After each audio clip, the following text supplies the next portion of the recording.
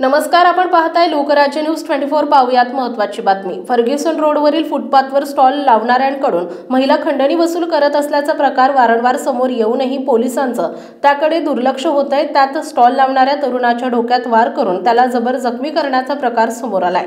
या घटनेत अक्षय परदेशी हे गंभीर जखमी झालेत। त्यांच्या फिर्यादीवरून पोलिसांनी करण वाघिरे याच्यावर गुन्हा दाखल केलाय। हा प्रकार फर्ग्युसन रोडवरील फुटपाथवर 10 ऑगस्ट रोजी सायंकाळी 7 वाजता घडला होता। याबाबत पोलिसांनी दिलेल्या माहितीनुसार अक्षय परदेशी यांनी 10 ऑगस्ट रोजी फर्ग्युसन रोडवरील फुटपाथवर कपडे विक्री करण्याकरिता स्टॉल लावला होता। तेव्हा तेथे एक महिला आली। तिने त्याच्या स्टॉलवरील विक्रीकरिता ठेवलेले कपडे उचलून फेकून दिले। तेव्हा अक्षय परदेशी यानं माझे स्टॉलवरील कपडे का फेकत आहे असं विचारलं। तेव्हा त्या म्हणाल्या, तुझ्या बापाची जागा आहे का?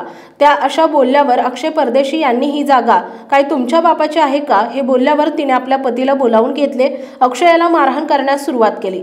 त्याचे 3 मित्र त्यांचे भांडण सोडवण्याचा प्रयत्न करत असताना तिचा पती कमल वाघिरे याने अक्षयाच्या डोक्यात तीक्ष्ण हत्याराने वार केला। त्याच्या डोक्यातून रक्त येऊ लागल्याने मित्रांनी त्यांना जवळच्या हॉस्पिटलमध्ये नेले। पोलीस हवालदार नेवसे तपास करतायत।